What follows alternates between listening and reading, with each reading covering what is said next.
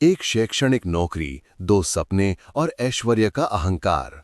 जब एक पुरुष सत्ता के शिखर पर पहुंचकर अपनी पत्नी की कड़ी मेहनत से अर्जित आत्मपहचान को तुच्छ मानता है, तो उस रिश्ते की नींव हिल जाती है। श्रेया, एक स्वप्नदर्शी शिक्षिका, अपने पति की दौलत के सामने झुककर अपना करियर छोड़ने पर मजबूर हो जाती है। लेकिन नियति ने उसके लिए एक अलग हिसाब रखा था। उसका पति अर्णव, जो कभी स्कूल का एक साधारण शिक्षक था और बाद में राज्य का एक उच्च पदस्थ अधिकारी बन गया, जब उसका जीवन किसी तीसरी चमकदार महिला के मोह में एक अंधेरी गली में प्रवेश करता है, तब अर्णव का सारा धन संपत्ति, सत्ता और शानदार जीवन केवल शून्य में बदल जाता है। आइए उस जीवन संघर्ष की कहानी सुने, जहां एक महिला अपने आत्मसम्मान के बल पर सभी प्रतिकूलताओं को जीत लेती है। यह घटना मुरादाबाद की है। मुरादाबाद की निवासी एक लड़की जिसका नाम श्रेया था, उसके परिवार में माता पिता के अलावा एक छोटा भाई भी था। चूंकि श्रेया के पिता भी एक सरकारी शिक्षक थे, इसलिए उन्होंने अपनी बेटी को उच्च स्तर की शिक्षा दी। उच्च माध्यमिक परीक्षा पास करने के बाद श्रेया ने स्नातक ग्रेजुएशन की डिग्री प्राप्त की और वह डिग्री पूरी होने के बाद उसके पिता ने उसे बीएड कोर्स में दाखिला दिलाया।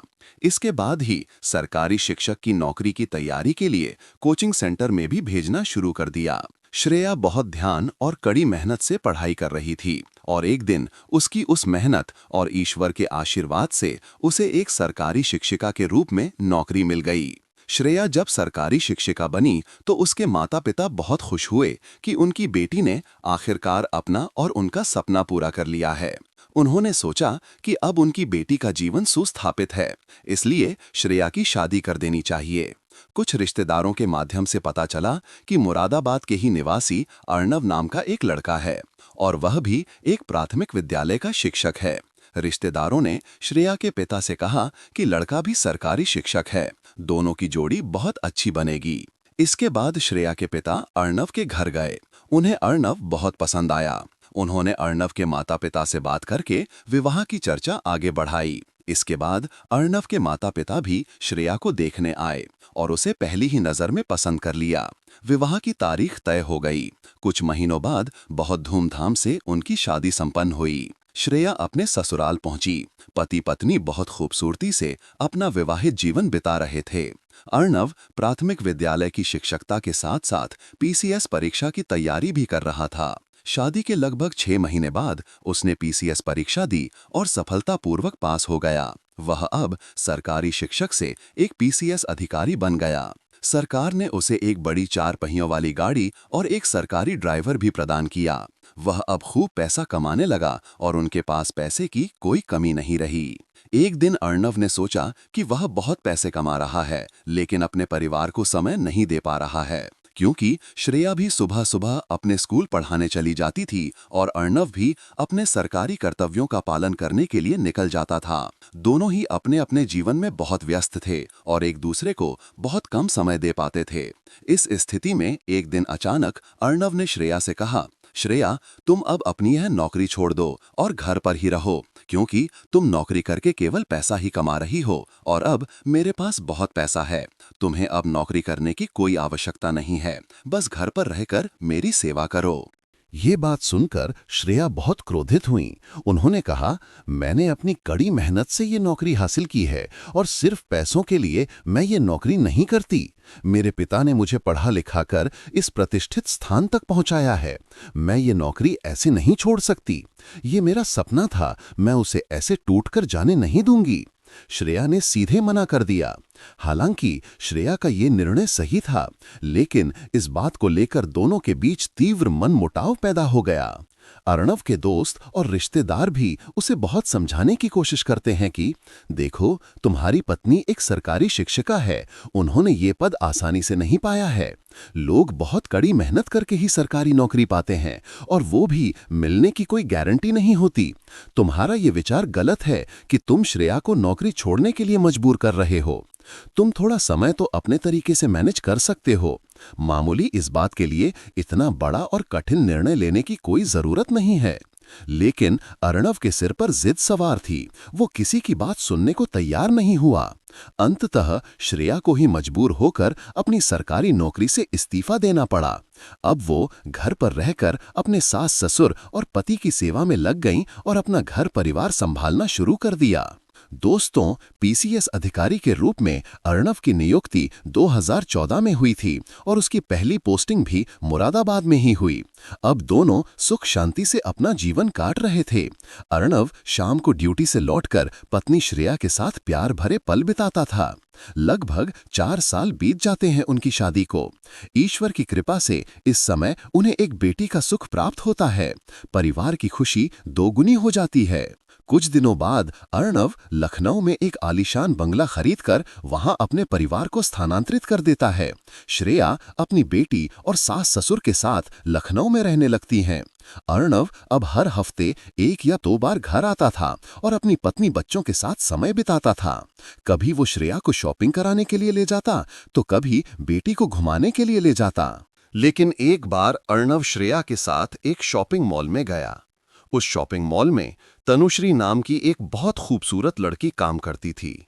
अर्णव उस लड़की को देखते ही अपना दिल हार बैठा और उसे पसंद करने लगा। तनुश्री उस शॉपिंग मॉल में एक मैनेजर के रूप में नौकरी करती थी। तनुश्री भी जब अर्णव को देखती है तो उसके पैसे और सत्ता को देखकर उसकी ओर आकर्षित होती है। दोनों के बीच दोस्ती शुरू होती है और बातचीत चलती रहती है और ये दोस्ती धीरे धीरे गहरे प्रेम में बदल जाती है। अब अर्णव जब भी मौका पाता तभी तनुश्री से मिलने चला जाता था। लेकिन श्रेया को इस बारे में कुछ भी पता नहीं था कि उसका पति अब किसी और के साथ संबंध में है। लेकिन दोस्तों, कहते हैं ना, प्यार को जितना छिपाने की कोशिश की जाए वो एक ना एक दिन सबके सामने आ ही जाता है।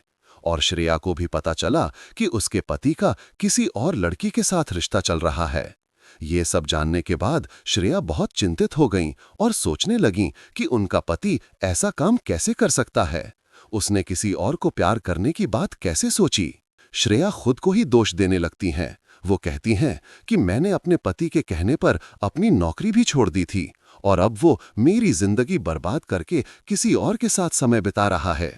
इन सब कारणों से अर्णव और श्रेया के बीच दिन ब दिन झगड़े होने लगे और एक दिन अर्णव बहुत गुस्से में आकर श्रेया पर हाथ उठाता है, उसे बहुत मारता है। इसके परिणाम स्वरूप श्रेया अपनी बेटी को लेकर अपने मायके चली जाती हैं। वो घर पहुंचकर अपने माता पिता को अर्णव के सभी बुरे कामों के बारे में बताती हैं। ये सब सुनकर श्रेया के माता पिता भी बहुत निराश और चिंतित होते हैं। उन्होंने सोचा कि लड़का एक पीसीएस ऑफिसर है, अगर उसके खिलाफ कानूनी कार्रवाई करने भी जाया जाए तो कोई फायदा नहीं होगा, ज्यादा कुछ नहीं किया जा सकेगा और कोई सही न्याय नहीं मिल पाएगा। उसकी बहुत सत्ता है। वे निराश हो जाते हैं। श्रेया अपने माता पिता के साथ ही घर पर रहने लगती हैं। इसी तरह और 4 साल का समय बीत जाता है, लेकिन अर्णव श्रेया को वापस लेने नहीं आता और ना ही उसकी कोई खबर लेता है। अब श्रेया को अदालत की मदद लेनी पड़ती है और अपने पति के खिलाफ कई मामले दायर करती हैं। वो इंतजार में थीं कि किसी न किसी बहाने अर्णव उससे मिलने आएंगे, उसे समझेंगे और उन्हें फिर से एक साथ रहने के लिए कहेंगे। लेकिन मामला दर्ज करके भी कोई फायदा नहीं होता। बड़ा अधिकारी होने के कारण उनका मामला कोई स्वीकार नहीं करना चाहता और श्रेया अब पूरी तरह से हार मानकर निराश होकर अपने घर वापस आ जाती हैं। अपनी बेटी का भरण पोषण करने के लिए वो अपने घर से 2 किलोमीटर दूर एक स्कूल से बात करके पढ़ाने के लिए और एक शिक्षक के रूप में उसे नौकरी मिल जाती है। बहुत कम वेतन में वो अपनी बेटी और अपना जीवन गुजारने लगती हैं। माता पिता भी उसे कुछ नहीं कहते थे। पिता पहले ही अपनी नौकरी से सेवानिवृत्त हो चुके थे, इसलिए वो अपना खर्च पेंशन से चलाते थे। श्रेया उस स्कूल में पढ़ाने जाने लगती हैं और हमेशा सोचती रहती हैं कि अगर उन्होंने अपनी नौकरी नहीं छोड़ी होती तो आज उन्हें ऐसे दर दर भटकना नहीं पड़ता। अगर उनकी नौकरी उनके पास होती तो वो अपनी बेटी के साथ शांति से जीवन बिता सकती थीं। लेकिन अब उन्हें तरह तरह की समस्याओं और अपमान का सामना करना पड़ रहा है। दोस्तों, श्रेया अपना साहस नहीं हारती हैं और कड़ी मेहनत के साथ अपनी नौकरी जारी रखती हैं। वो अपनी बेटी का लाल पालन करने लगती हैं। इसी तरह समय कट रहा था। दोस्तों, ये जनवरी 2024 का महीना था। अर्णव के एक दोस्त की शादी थी और अर्णव अपनी सरकारी गाड़ी लेकर दोस्त की शादी में पहुंचता है। शादी में शामिल होने के बाद खाना पीना खत्म करके वो फिर से अपने घर जाने के लिए निकलने लगता है, लेकिन उसका दोस्त कहता है, अर्णव, सर्दी का दिन है, रास्ते में कोहरा पड़ा है, इतनी रात को लौटना ठीक नहीं होगा, सुबह सुबह घर चले जाना। अर्णव भी सोचता है कि उसका दोस्त सही कह रहा है। अर्णव को शादी में बहुत मान सम्मान दिया जा रहा था क्योंकि वो एक सरकारी अधिकारी था। तुरंत उसके आराम के लिए बिस्तर तैयार किया जाता है, लेकिन अर्णव ने कहा कि जब वो यहाँ रुक ही गया तो आज रात सोएगा नहीं, कुर्सी पर बैठकर ही दोस्त की शादी देखेगा। सामने मंडप सजा हुआ था, पंडित जी मंत्रों का पाठ कर रहे थे और अर्णव का दोस्त अब 7 फेरे ले रहा था। पंडित जी ने कहा कि पति पत्नी को 7 जन्मों तक एक दूसरे के साथ रहना होगा और सभी सुख दुख में एक दूसरे के साथ खड़े रहना होगा। तभी सिंदूर दान होता है और दूल्हा अपनी दुल्हन की मांग में सिंदूर भर देता है। शादी का कार्यक्रम रीति रिवाजों के अनुसार चल रहा था और अर्णव कुर्सी पर बैठकर ये पूरा कार्यक्रम अपनी आंखों से देखता रहा। और इसी समय उसे अपनी शादी की बातें याद आने लगती हैं। अर्णव को अब अपनी पत्नी श्रेया की याद बहुत आने लगी। अर्णव की आंखें आंसुओं से भर उठी थीं, लेकिन आंसू नहीं बह रहे थे। वो अंदर अंदर बहुत रो रहा था श्रेया की यादों में। वो सोचने लगा कि उसकी पत्नी अब किस हाल में होगी, उसकी छोटी बेटी कैसी होगी, वे कैसे जीवन गुजार रहे होंगे। मैंने अपनी जिंदगी में बहुत बड़ी गलती कर दी है। दोस्त की शादी देखकर उसे अपने अतीत के पल याद आने लगे और तब वो खुद को रोने से नहीं रोक पाया। वो सबके सामने फूट फूट कर रोने लगा। तब कुछ लोगों ने उससे पूछने की हिम्मत दिखाई, सर, आपको क्या हुआ, आप ऐसे क्यों रो रहे हैं? तब कुछ लोग बात को समझ गए। वे जानते थे कि उसकी पत्नी उसके साथ नहीं रहती और उन्होंने मुंह पर कहने में संकोच नहीं किया कि शायद उसकी पत्नी की याद आई है, इसलिए वो आज फूट फूट कर रो रहा है। ये बात सच थी कि अर्णव की पत्नी उसके साथ नहीं रहती थी और उसे याद करके ही आज अपनी की गई गलतियों के लिए उसे रोना आ रहा था। पूरी रात इसी तरह बीत जाती है। सुबह होते ही अर्णव ने अपने ड्राइवर से कहा, आज मैं ड्यूटी पर नहीं जाऊंगा, तुम गाड़ी को मेरे ससुराल की ओर ले चलो, मुझे अपनी पत्नी बच्चों से मिलना है। अब ड्राइवर गाड़ी लेकर श्रेया के गांव की ओर जाने लगता है। गाड़ी जब श्रेया के गांव के करीब आती है, तब अर्णव श्रेया को अपनी बेटी के साथ रास्ते पर पैदल चलते देखता है, क्योंकि श्रेया रोज पैदल स्कूल पढ़ाने जाती थी और अपनी बेटी को भी उसी स्कूल में भर्ती करा दिया था। स्कूल घर से केवल 2 किलोमीटर दूर था, इसलिए वे इसी तरह आना जाना करते थे। अर्णव श्रेया को देखता है, तब गाड़ी को एक तरफ खड़ा करता है और उतरकर श्रेया के पास जाता है। अपनी बेटी को देखकर उसकी आंखों में आंसू आ जाते हैं। बेटी भी अपने पिता को पहचान लेती है, क्योंकि उसने पहले अपनी मां के फोन पर अपने पिता की तस्वीर देखी थी। वो लगभग 8 साल की हो चुकी थी, इसलिए आसानी से पहचान लेती है। लेकिन अर्णव जैसे ही अपनी बेटी का हाथ पकड़ने की कोशिश करता है, तभी उसकी बेटी अपनी मां के पीछे छिप जाती है, क्योंकि वो जानती थी कि उसके पिता अच्छे इंसान नहीं हैं। उन्होंने उसकी मां को अकेला छोड़ दिया था और उसे भी पिता का प्यार नहीं दिया था। ये सब बातें उसकी मां ने उसे समझा दी थीं। तब श्रेया ने कहा, हमारे सामने तुम ये रोने का नाटक मत करो, यहाँ क्यों आए हो? अर्णव ने कहा, मुझे माफ कर दो श्रेया, मैं तुम्हारे बिना नहीं रह पा रहा हूं। तब श्रेया ने गुस्से से कहा, मुझे तुम्हारी क्या जरूरत पड़ी है, क्यों यहाँ चले आए हो? तुम्हारे पास तो सब कुछ है, धन संपत्ति, बंगला, गाड़ी और एक प्यार करने वाली प्रेमिका भी। मुझे क्या जरूरत है तुम्हारी? 6 साल बाद आज तुम्हें याद आया कि तुम मेरे बिना नहीं रह पा रहे हो, इसलिए मुझे लेने चले आए हो? अर्णव चुपचाप खड़ा सब बातें सुनता रहता है, लेकिन श्रेया को कोई जवाब नहीं दे पाता। कुछ देर बाद वो बोला, तुम मुझे चाहे जितनी बुरी बातें कहो, मैं आज तुम्हें यहां से अपने साथ ही लेकर जाऊंगा। तब श्रेया ने कहा, तुम लाख कोशिश भी करोगे तो मुझे यहां से लेकर नहीं जा पाओगे। मैंने 4 साल तक रोज तुम्हारा इंतजार किया था, क्या तुम्हें एक पल के लिए भी मेरी याद नहीं आई? मैंने अपनी बेटी के साथ जीवन जीना सीख लिया है। तुम्हारी झूठी सहानुभूति की हमें कोई जरूरत नहीं है। मैं खुद इस समाज में रहकर अपनी बेटी को पाल पोस रही हूं। अब हमारे जीवन में दखल देने की तुम्हें कोई जरूरत नहीं है। अब आप यहां से जा सकते हैं। दोस्तों, इसके बाद अर्णव लौट जाता है। अर्णव घर आकर बहुत दुखी होता है और खुद को दोषी मानता है। अपनी की गई गलतियों के लिए पछतावा करता है। उसकी प्रेमिका तनुश्री भी उसके पैसे लेकर भाग गई थी, वो अब पूरी तरह से अकेला हो गया।